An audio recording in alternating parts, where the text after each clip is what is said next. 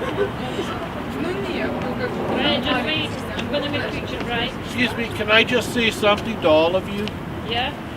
As a Canadian whose uncle died in the war, I'd just like to say to all of you who are mostly Russian that paid the tremendous price of 25 million dying inside of Russia, that it's not forgotten by Canada or the United States. I would just like to thank Russia for their contribution in the war, which was the ultimate contribution, which is where most of the fighting and death took place. And most people don't know that in Canada or the United States. They watch Canadian and Russian in movies, and they think that all the fighting was done by America and that everybody died. Everybody died was American, and nobody died that was Russian. All of the death occurred inside Russia. Like 60% of the death occurred inside of Russia. And we hope that this type of war will never happen again. And it's an ideological war. It's a war where people are taught to hate other races. And that's not who we are in Canada, hopefully. But, you know, back in World War II, most people forget that they were taught, the Russians and you know, the Germans were taught that Slavic people were rats and they should be exterminated. And that's how they justified literally mowing them down like, you know, people that actually didn't exist. Not to mention the handicaps too, right? And the handicapped and the retarded and all kinds of subgroups inside of Russia and Germany that couldn't speak for themselves. And we have to look out for that because it's going to happen again. It may happen again, and I hope it never happens again, but it's very, very possible that it will happen again. We all have to be vigilant against groups that think that this is okay. And I'm glad that all of you guys are out here today because the type of killing that occurred in World War II can happen again. And that wholesale style of killing is occurring in the Middle East right now, and it's literally unbelievable.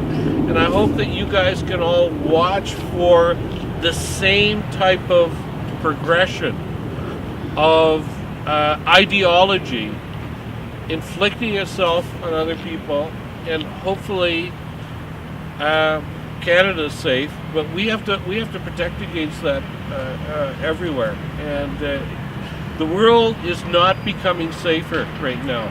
The last 5 years, the world is becoming much more dangerous.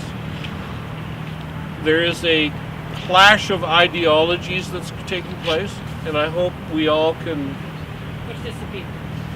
participate in hopefully buffering all these ideologies and making sure it doesn't come to Canada. It doesn't come anywhere. But, you know, remember, so we don't repeat, right? Look, my hat's off to Russia because they paid the most ultimate sacrifice that has ever been paid in the last 75 years. Thank you. Thanks. Russia paid the ultimate sacrifice. And also the heroines.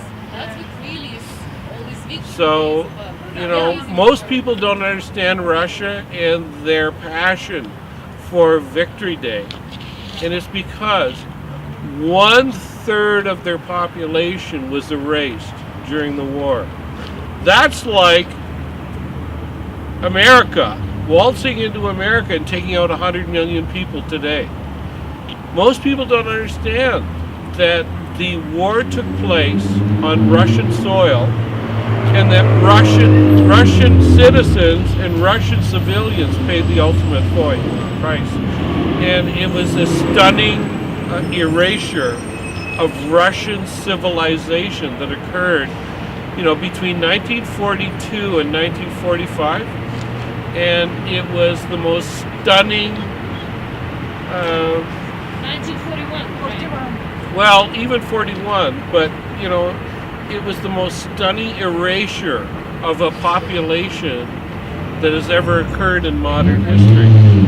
And it's a shame it's a crime against humanity. And I'm glad you guys all have come out here, because Russians have a passion for the end of the war, not because it was the end of the war. It was the end of a genocidal erasure of Russians and Slavics. They were taught that Slavics were rats, so I'm glad you're all out here, and I hope you all celebrate VE Day properly, because I have relatives that died in the war, and they died on the other side, but I hope you all, you know, kind of appreciate all of your relatives in the past, because they were unbelievable people. They paid the ultimate sacrifice. Thank you for acknowledging, and this is